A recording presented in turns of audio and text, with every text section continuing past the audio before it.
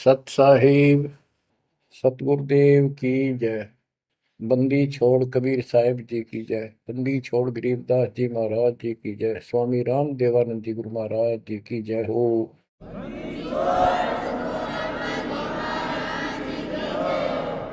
सर्व संतों की जय, सर्व भक्तों की जय, धर्मी पुरुषों की जय। श्री काशी धाम की जय, श्री सुडानी धाम की जय, श्री क्रोथा धाम की जय, श्री बरवाड़ा धाम की जय। सत साहिब गरीब नमो नमो सत पुरुष को नमस्कार गो की नहीं। सुर नर मुनि जन साधु संतों सर्वस दीन। सतगुरु साहिब संत सब दंडोतम प्रणाम।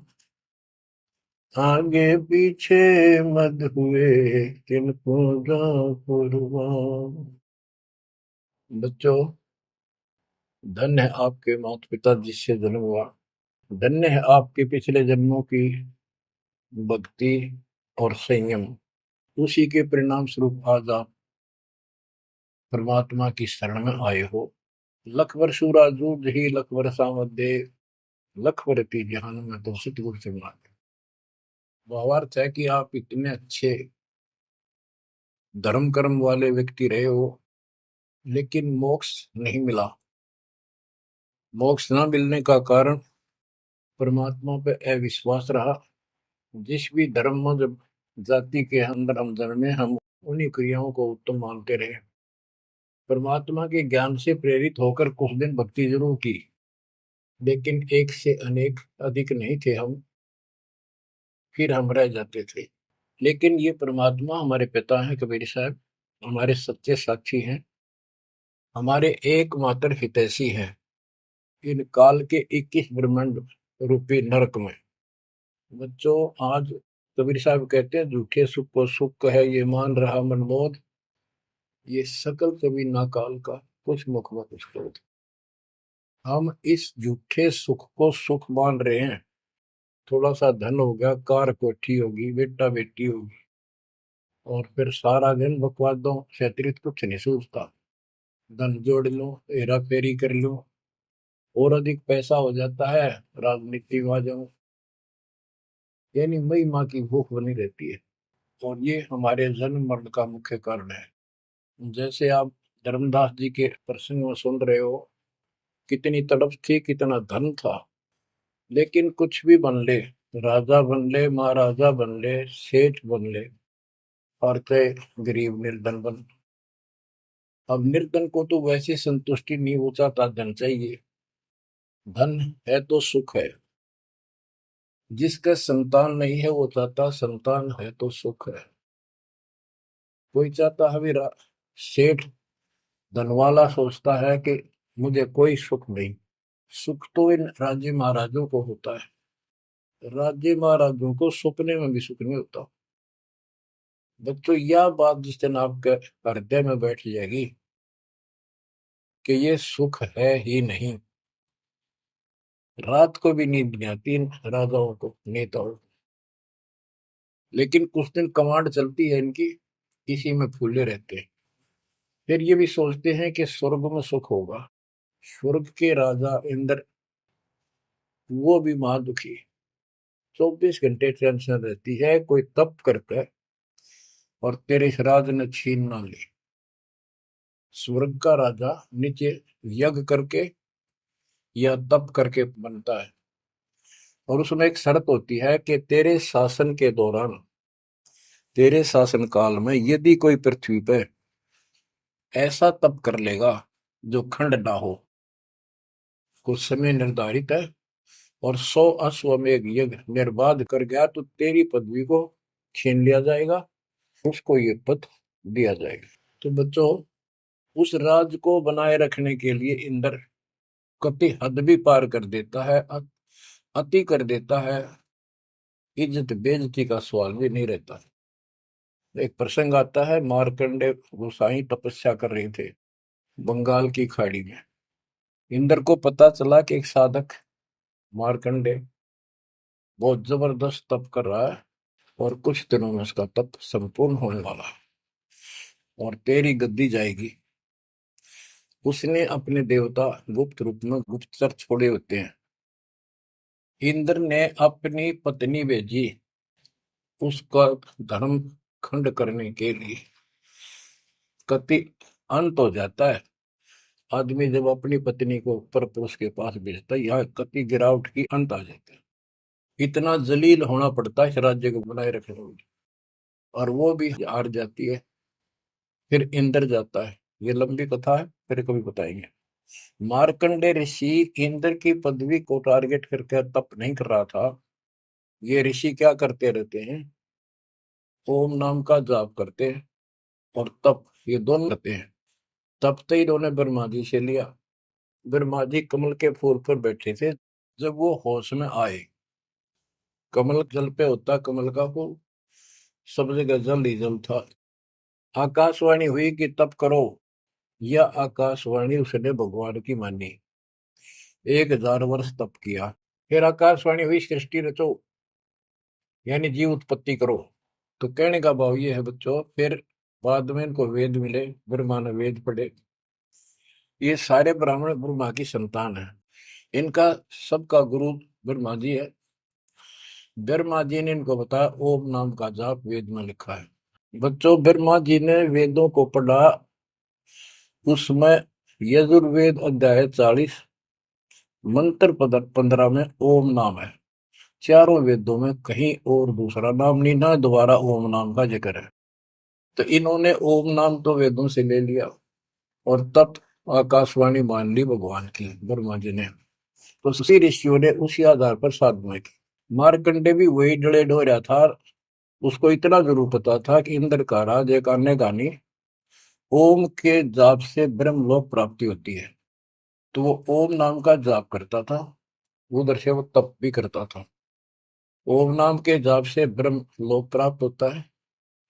गीता अध्याय 8 श्लोक 13 में गीता बोलने वाला प्रभु कहता है, ओम इति एक अक्षरम ब्रह्म विवहारं माम अनुसमरण ये पर्याति पदम देहम स याति परमाम गतिम।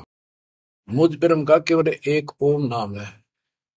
जो इसका अंतिम सांस तक भक्ति करते हुए शरीर छोड़ के जाता है, वो ओम नाम से मिलने वाली परम गति यानी ब्रह्मलोक को प्राप्त होता है। ब्रह्मलोक प्राप्त होता है, ये कहाँ प्रमाण है? श्री देवी महापुराण 6 अध्याय में श्री देवी जी दुर्गा जी राजा हिमालय को बताती है। राजा हिमालय कहता है जी मुझे मोक्ष मार्ग बताओ। वो देवी का परम भगत था। देवी ने राजा हिमालय को बताया कि ओम नाम का जाप कर, इससे ब्रह्म की प्राप्ति होगी। दिव्य आकाश रूपी ब्रह्म लोक में रहता है। इति सिद्धम, ओम नाम के जाप से ब्रह्मलोक प्राप्ति है।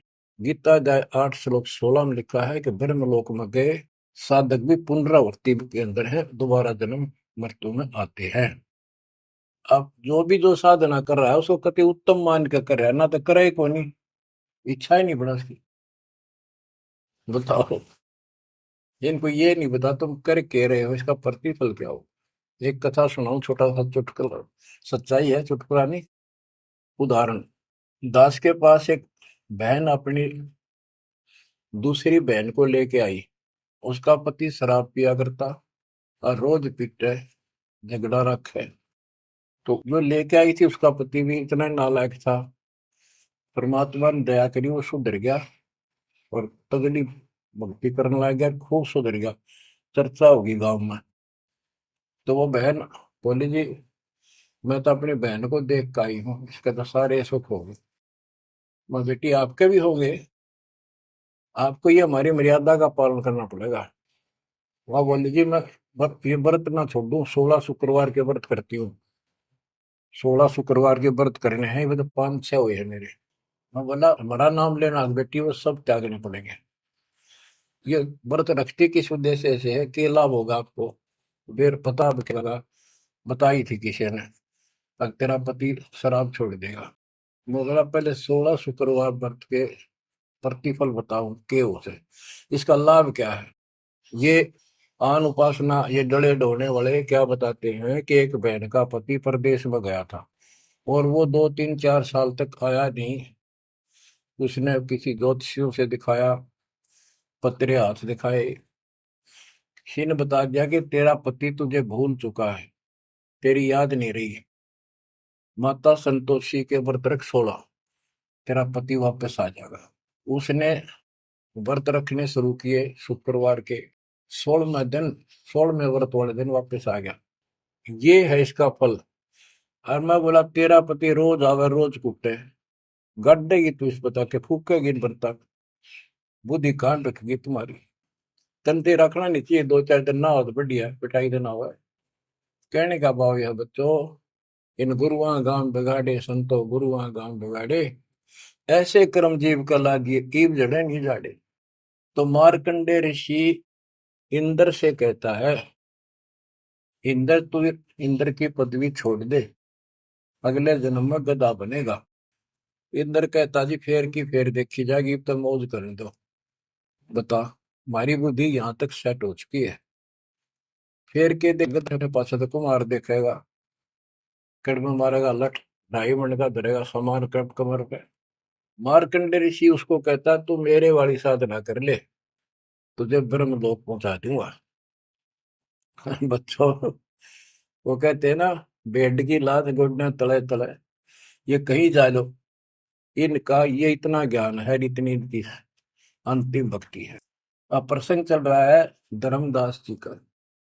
ये जड़े धर्मदास जी ने खूब डो लिए थे, और जब आंख खुली, ओए होए होए,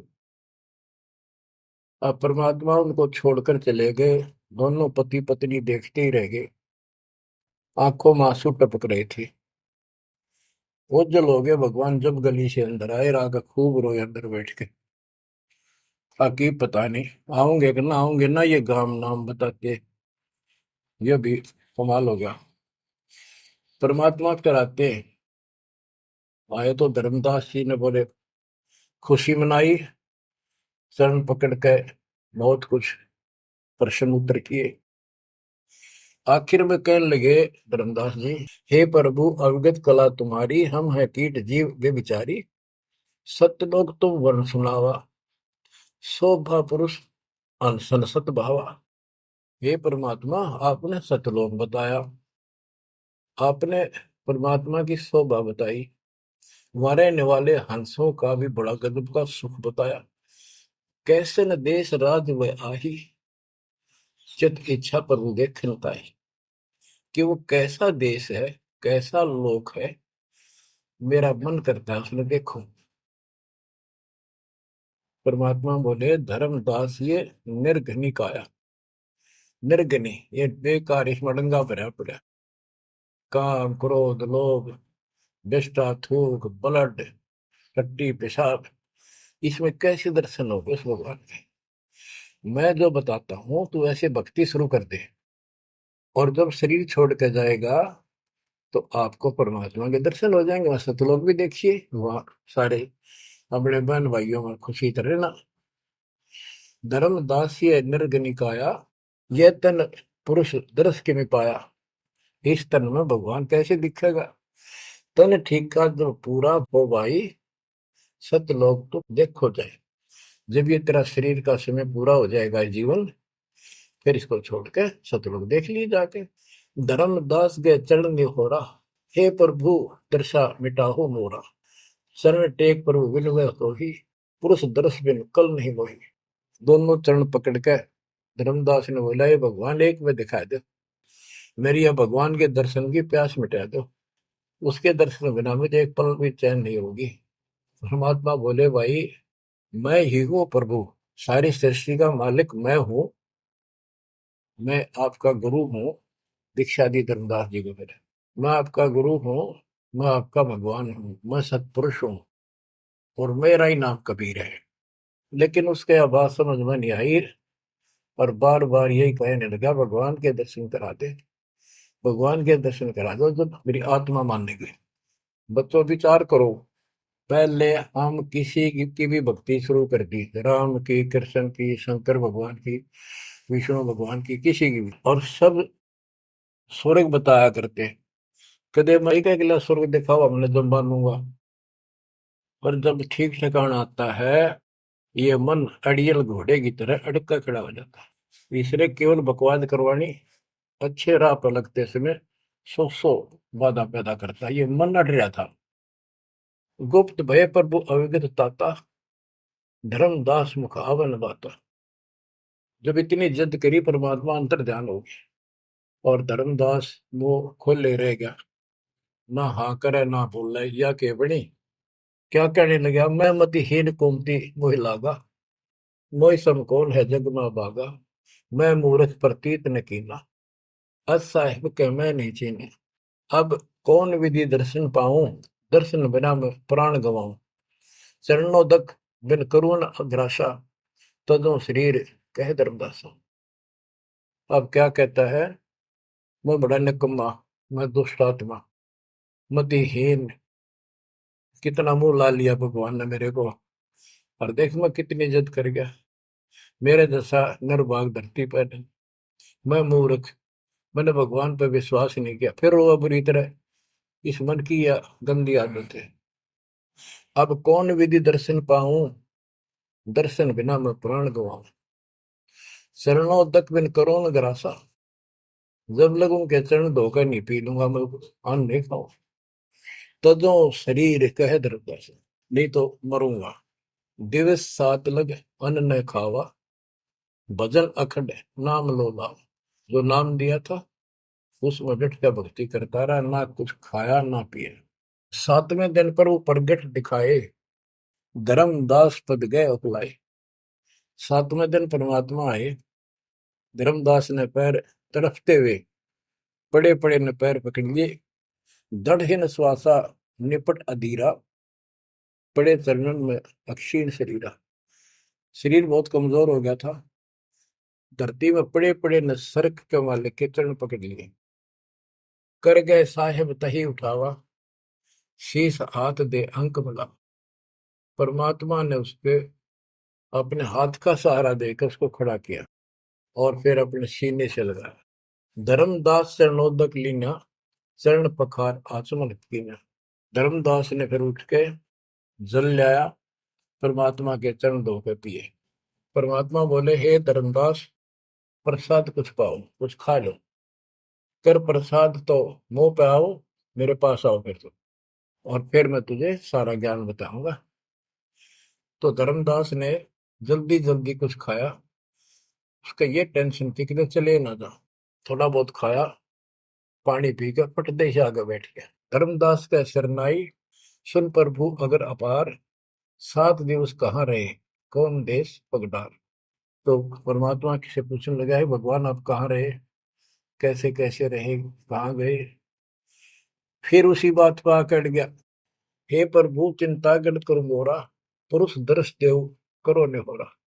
हे प्रभु चिंता गण गौ मोरा, पुरुष दर्श दिखाओ करूं ने हो रहा। मैं हाथ जोड़ूं, आपके निहोरे निकालूं, मुझे भगवान के दर्शन दिखा दे। परमात्मा कहते धर्मदास ये हट का कर हो, मानो शब्द शीश पर धर हो। मैं तो कहूँ वो मान ले तू। हमरे गहे पुरुष पे जय है, बिना गहे वो हजार न पे। अब मेरे नाम को तो ठीक से जप, मैं मिल गया, गुरु के बिना उस भगवान की प्राप्ति नहीं हो सकती। हमसो पुरुष ऐसा आही, जल तरंग जल अंतर नाही। कि भगवान मेरे में इतना अंतर समझ ले, इतना भी अंतर नहीं है। जैसे समुद्र से लहरें उठती है, लहर और जल अलग नहीं होता। बच्चों, धर्मदास जी को खूब समझाने की चेष्टा की कि हमरी सूरत गहो चितलाई, तभी पुरुष पतन, मेरे को भगवान रूप समझो, तब मालिक की प्राप्ति होगी। शेष हृदय प्रतीत अस आने, गुरु और पुरुष भिन्न नहीं जाने। गुरु और परमात्मा को अलग नहीं समझा है। तो शिष्य में ऐसी श्रद्धा होनी चाहिए। जब लो चित असरीति ने आवे, जब लग ऐसा भाव नहीं होगा, तब लग जीव लोक नहीं सतावे। धर्मदास चित बहु सकाने, चरण टेक वो विनती ठाने। सारा कुछ कह लिया भगवान ने, पर उसने अपनी बात को ऊपर रखा। परमात्मा भी चाहते थे कि मैं एक अपना आई विटनेस तैयार करूं। हे प्रभु सत कहो तो पाही, तुम ते कुछ तुझता ही नहीं। मोरे तुम पुरुष हो स्वामी, यम त छुड़ाओ अंतर्यामी। हो प्रभु वर्णव लोक की शोभा, ताते आदि मोर मन लोभा। आपने इतना सुंदर लोक बताया, वहां के इतने सुख बताए, तो इसलिए मैं देखना चाहता हूँ। तब लीला बहुत हम देखा, आपके चमत्कार मैंने बहुत देख लिए। पुरुष दर्श बिन रह ये रेखा, भगवान के दर्शन नहीं कर लूंगा इतना मेरे मन का दोष निकले नहीं। जो किंकर पर हो दयाला, तो छिन में होएगा पुरसाला। कि मेरे दिल का कांटा जब निकलेगा, जब आप यह दया कर दोगे। तब परमात्मा ने कहा, धर्मदास ठीक है चलो। बच्चों उस समय परमात्मा कबीर जी और धर्मदास अकेले, उसके एक बगीची सी थी उसमें थे, दोनों ही जने थे। धर्मदास जी की आत्मा को लेके परमात्मा ऊपर चले गए। पीछे से लोगों ने देखा, घर वालों ने जाके देखा, धर्मदास आया नहीं, क्या हो गया। वो बेहोश पड़ा, जैसे कोमा में होता है, मरा नहीं। 3 दिन तक ऐसा रहा। मालिक को ऊपर लेके गया। धर्मनी जो ऐसो चितके ना, तन तद चल लोक प्रवीणा। छोड़ इस शरीर को, चल मेरे साथ। राखो तन गौण ले हंसा, ता पहुंचे जा काल ही संसा। क्षण एक में पहुंचे जाई, अवगत लीला लखे को पाई। शोभा लोक देख सुख माना, उदित असंख्य शशि और भाना। इतना प्रकाश उस लोक का, जैसे असंख्य सूर्य और चांद उदय हो गए हो। परमात्मा कबीर जी जिंदा बाबा के रूप में थे। जब सतलोक में पहुंचे और जब उस परमात्मा के महल के सामने सतलोक में संतरी खड़ा था, परमात्मा बोले, भाइयों मर्तलोक से एक हंस आए हैं, धर्मदास इनका नाम है, और इनको वह परमात्मा के दर्शन कराओ सतपुरुष के। द्वारपाल ने एक और भगत को बुलाया और कहा, इनको सतपुरुष के दर्शन करा के लाओ, महल में ले जाओ, दरबार में। जब वो लेके चला धर्मदास जी को, बहुत से भगत और आगे हंस हंसनी, यानी जैसे यहाँ भगत कहते हैं वहाँ हंस कहते हैं, भगतमती कहते हैं, वहाँ हंसनी कहते हैं। हंस का अर्थ है, हंस एक पक्षी है जो बुगले जैसा होता है, कति सेम टू सेम, लेकिन उसका गुण ये होता है, वो मांस मच्छी नहीं खाता, भूखा मर जाएगा, केवल मोती खाता है। अर्थात संत भगत वो होता है जो सब बकवाद छोड़ दे, केवल राम नाम के मोती सेवा सुमन दान करे, उनको हंस कहते हैं। तो काफी हंस इकट्ठे होकर आगे भगत और हंसनी भगतमती।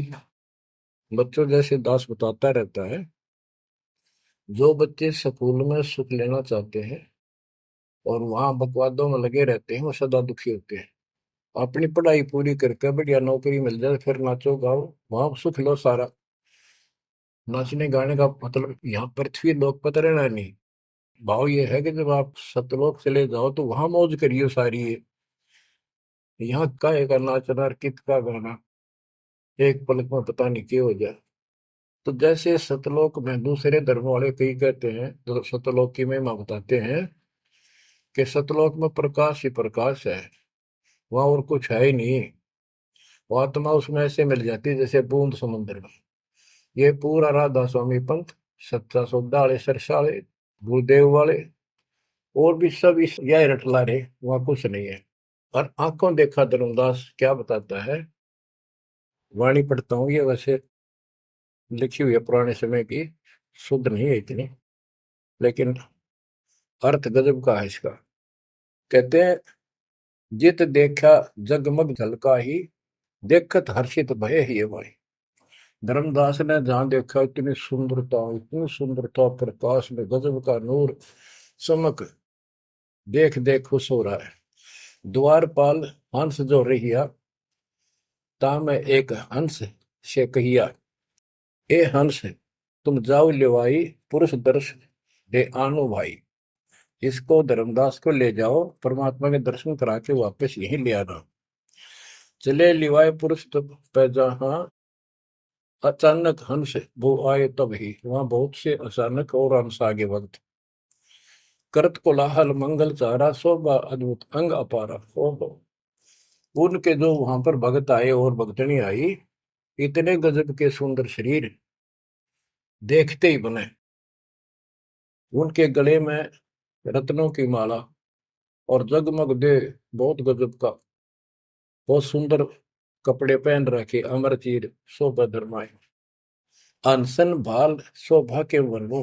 धर्मदास कहता है कि उन हंसों के माथे की शोभा क्या बताऊं, बहुत गजब की। रवि करतारों में षोडश चंद्र भाल छिवि लहू, यानी 16 चंद्रमा का प्रकाश हो उनके माथे की, इतनी चमक थी, इतना नूर था। हंस कांति प्रतिरोम प्रकाशा, हीरा मणि उदित रोबासा। उनके शरीर की इतनी गजब की शोभा थी, प्रत्येक की रोम रोम की जैसे हीर और मोती चमक रहे हो। उनके शरीर का प्रकाश षोडश रवि, अनसन छवि मोहा, देह प्राण शुभ अमृत शोभा। उनके शरीर की शोभा 16 सूर्यों के प्रकाश जितनी थी। अब वहां भगवान के दरबार में पहुंच जाते हैं वो लेकर के, सिंहासन से भी देखत मनमोहा। ओहो, सुरती हंस अग्रानी अगाने, सत पुरुष सकल देखत अरसाने। वहां लेकर गए नाचते गाते हुए। जब उसने भगवान को देखा, धर्मदास जी ने, इतना गजब का प्रकाश, एक रोम शरीर के बाल की चमक, करोड़ सूर्य करोड़ चांद मिला दे। एक रोम रवि शशि कोटि सा, एक रोम की शोभा करोड़ सूर्य और चंद्रमा जैसी।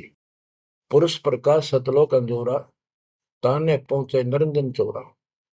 कि उस सतलोक का इतना सुंदर प्रकाश है, वहां ऐसी व्यवस्था है कि वहां ये काल निरंजन, ये चोर नहीं जा सकता, यानी इसका वहां भय नहीं है।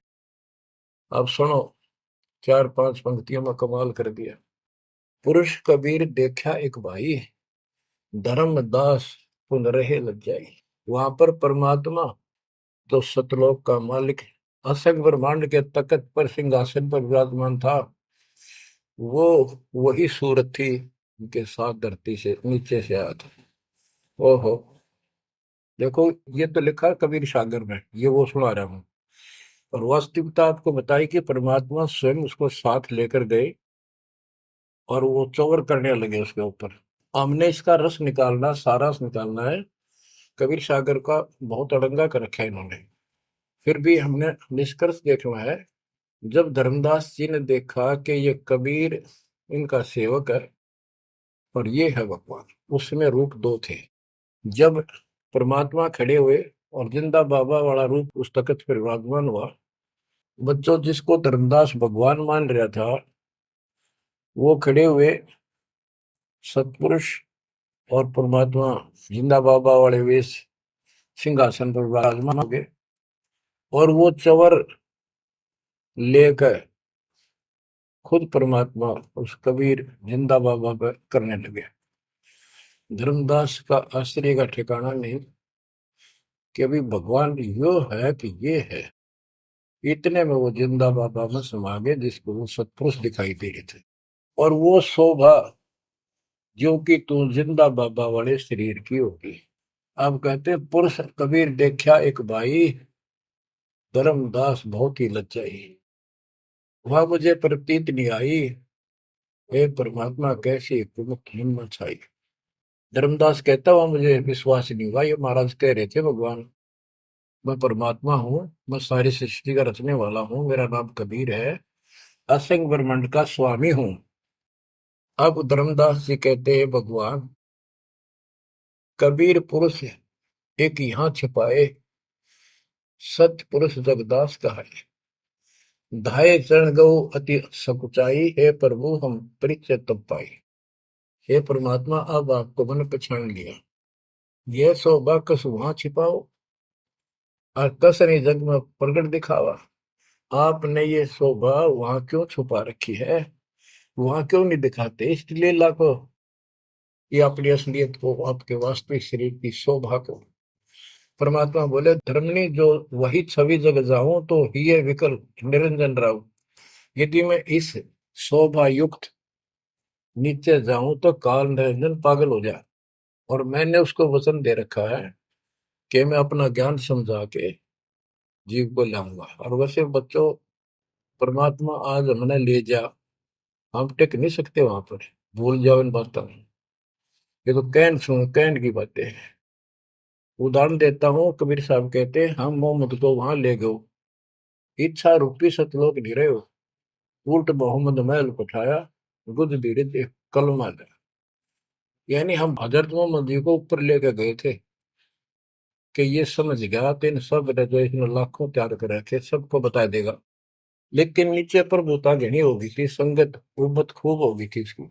और उसके ऊपर प्रभुता पाके भूल गया भगवान को, नहीं इच्छा हुई तो वापस छोड़ दी। कुछ दिन पाछे आप भी मर गया और वह प्रभुता भी रहेगी। काल का इतना अजब गजब जाल है बच्चों। तो धर्मदास जी से बोले कि आप नीचे जाओ। धर्मदास जी बोले भगवान ये वहां ना भेजो, यही रख लो मेरे दाता, और इस नरक में मत भेजो। अब मैं नहीं जाऊं दाता वहां पर। परमात्मा बोले भी ऐसे नहीं बात सुनेगी, वहां तुम जा, चिंता ना कर, मैं तेरे साथ रहूंगा और सत भक्ति दूंगा, उससे आपकी भक्ति गजब की बन जाएगी। और भक्ति युक्त होकर यहाँ आएगा, वैसे से यहाँ ठिकाना नहीं मिलेगा तेरे। और दूसरी बात है कि तूने सब कुछ देखा है, नीचे औरों को बता, तेरे भाई बहनों को विश्वास होगा। धर्मदास कहता है मोहे राख लियो महाराज, हमसे बिगड़ी है मोहे राख लियो महाराज, हमसे बिगड़ी है।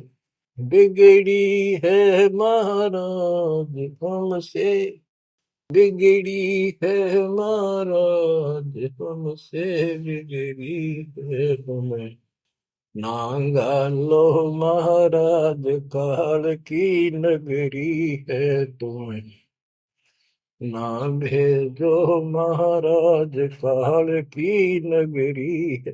रो बुरी तरह, जैसे किसी ने आग में धकाया करे जबरदस्ती मर तो नौकर राख लो महाराज, हम गंदे इंसान से।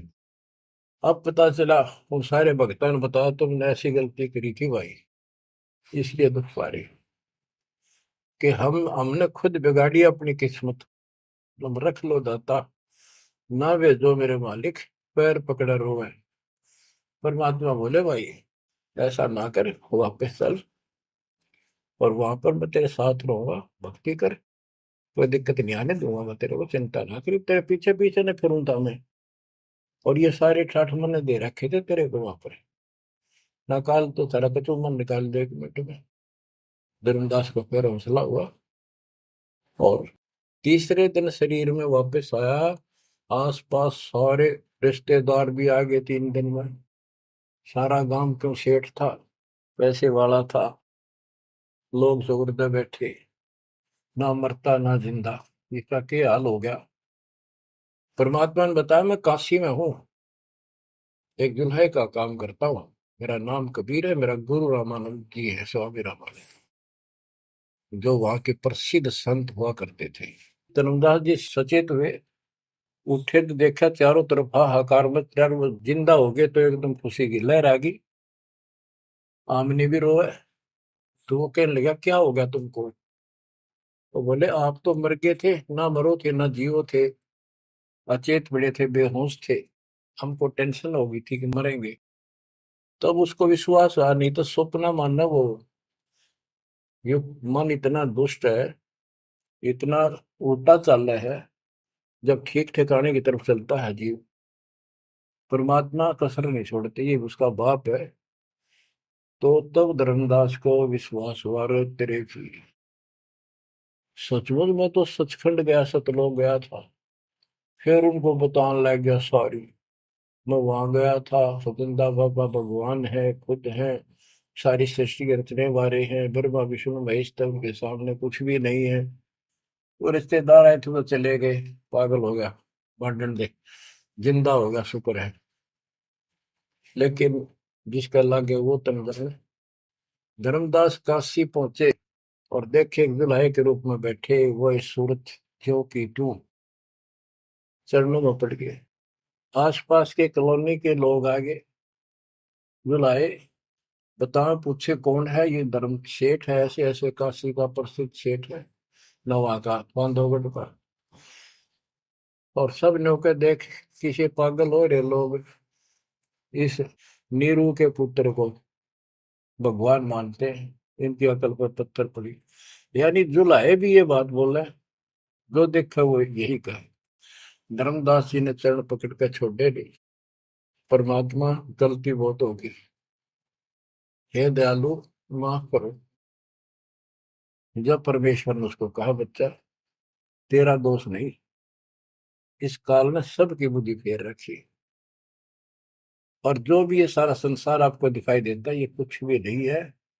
एक सेकंड में मृत्यु हो जाती है इंसान की, और फिर कुत्ते गधे बनाकर छोड़ देता है। इसने तो सच्ची भक्ति करने नहीं देनी, या सच्ची भक्ति या जैसी भी आस्था मैं ही जीवों की बनाए रखे हुए हूँ।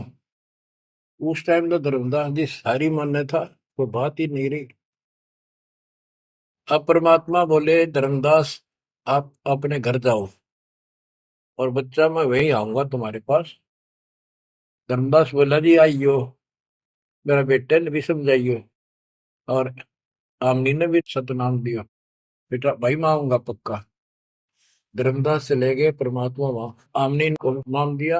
और धर्मदास जी बोले, जी मेरा एक पुत्र है नारायण दास, उसको भी समझाओ। धर्मदास जी ने नारायण दास बुलाया कि आजा भाई, गुरु जी आई, भगवान आ रहे हैं। बैठ गया। परमात्मा ने जो ज्ञान सुनाया उठ के चल पड़ा। फिर बुलाए तभी नहीं आया। अगली बार भगवान ने खूब कह लिया, बुला लिया भाई, तेरे बेटे ने नाम दे दूंगा। धर्मदास गया, बेटा आजा, नारायण दास कल्याण हो जाएगा। काल के जाल में फंस गई। वो कहता, पिताजी आपकी मति मारेगी, इस जो लाए ने आपको बुद्धि भ्रष्ट कर दिया। देवताओं को छोटा बताता है ये देवताओं की निंदा करता है, मैं न इसके दर्शन भी करूं। धर्मदास ने खूब कह लिया, पर लड़का मानना नहीं। धर्मदास जी रोने लग गया महाराज के चरणों में। दाता एक का पुत्र मेरा हरिकाल के मुंह में जागा, दया करो दाता, इसको शरण में ले लो दाता। हे भगवान मैं बहुत दुखी हूँ। परमात्मा बोले, बेटा मैं समझाऊं तू समझावे, और इसकी माँ समझावे, कि तुम्हारे से ज्यादा इसका हमदर्द कौन हो सकता है। जब ये आपकी नहीं मानता तो भाई इसको छोड़ दो। ये महाराज इन्हों के छेड़ा जाता है, ये महाराज समझाओ इसने। परमात्मा बोले, भाई यो काल का दूत भेज रखा तेरे घर पे, तेरे कति चौगर ते तो बांध रखा तू, या बात मान ले मेरी। अब काल का दूत का धर्मदास का दुख हुआ इस बात का। आए एक लौते पुत्र ने भगोरू जी काल का दूत क्यों बता रहे हैं। परमात्मा बोले कि तेरा बेटा कहां पर है, उसको एक बार ले आया यहाँ पर। धर्मदास बोले, बेटा चल तो कुछ ना सुनिए, बैठ जाओ बस। वो आ गया। परमात्मा ने उसकी तरफ ऐसे आशीर्वाद वाला हाथ किया, और धर्मदास से बोला, देख ये है तेरी बॉडी के अंदर, इस शरीर के अंदर यू काल बैठा। उसका शकल देखी उसने छोरे के अंदर से, वो वास्तविकता थी उसको काल के दूत की। ओछा माता, लंबे दूत, विकराल शरीर। परमात्मा बोले, यू बैठा इसके अंदर, यू काल का दूत है, ये कभी भी नाम नहीं लेगा, ना तेरे साथ चलेगा। जब धर्मदास बोला, नारायण दास है, जा बेटा जा, जा कर ले काम, कर ले काम। चरणों में पड़ गया, भगवान मेरा तो बीज नष्ट हो गया, हे भगवान मेरा तो वंश ऊपर चलेगा, बताइए काल पैदा कर हो गया मेरा तो। परमात्मा बोले, वंश ने के चाटेगा, तू पीछा छुटवा ले यहाँ से बेटा, क्या करेगा इस वंश का। ये तो काल खाई खुराक का पहल पोशाक का यम का करना पड़ता है। लेकिन हमारे तो रंग चढ़ रहा है, लोग के कहेंगे, फलाना के कहेगा, संतान ना हुई तो संपत्ति ने कौन लगा, कई बीमारी बाढ़ रखी है, कई रोग ला रखे है काल। परमात्मा बोले, ठीक है, तेरे को मैं अपना बच्चा अपना हंस भेजूंगा, और आज से 1 साल के बाद तेरे घर में पुत्र उत्पन्न होगा, उसका नाम चूड़ामणि रखना। उस समय बताते हैं धर्मदास की उम्र 80 साल की हो चुकी थी और आमनी देव भी वरदौलिये थे। ये धर्मदास के विश्वास हो गए, हे मालिक, हे परमात्मा, इस उम्र में कौन कैसे बच्चे होंगे हमारे, हम तो कति व्यर्थ हो चुके हैं। तब दाता ने कहा, देख उधर देख, तेरे आंगन में एक छोटा सा बच्चा ऊपर से आया, आंगन में हाथ पैर मारे नो, एक पत्ते के ऊपर लेट गया, आके साथा आया वो पत्ता से, ये तेरे घर में 1 साल के बाद आ जाएगा। इतने वो अंतर्धान हो गया। कुछ विश्वास कुछ अविश्वास, परमात्मा की दया हुई, आमनी को गर्भ रहा, 9वें महीने 10वें महीने बच्चा हो गया, नाम चूड़ामणि रखा। पर तू कुल की चिंता करता था, तेरा 42 पीढ़ी तक तेरा वंश चलेगा, चिंता ना कर। जब उसका दिल लट्टा, बच्चों गजब की बात है, तो मैं धीरे धीरे इसको पूरी सुन ले हुए कथा को, आपके बहुत से अंधेरे हट जाएंगे। अब परमात्मा ने चूड़ामणि शाना हुआ, उसको दीक्षा दी, उसी को धर्मदास जी को भी गुरु पद दे दिया था। पर बोला तो किसी ने मंत्र ला दिया, ही सारा सार नाम तक दे दिया उसको, और कसम खवा दी कि ये नाम किसी को नहीं बताएगा। जब धर्मदास डिगमग देखे तो उसके लड़के को गुरु पद दे दिया चूड़ामणि को, केवल 5 नाम, ये 7 में से 5 बीच बीच के दिए, और बेटा इसी को तू आगे देता रहना, तेरे को गुरु पद दे दिया।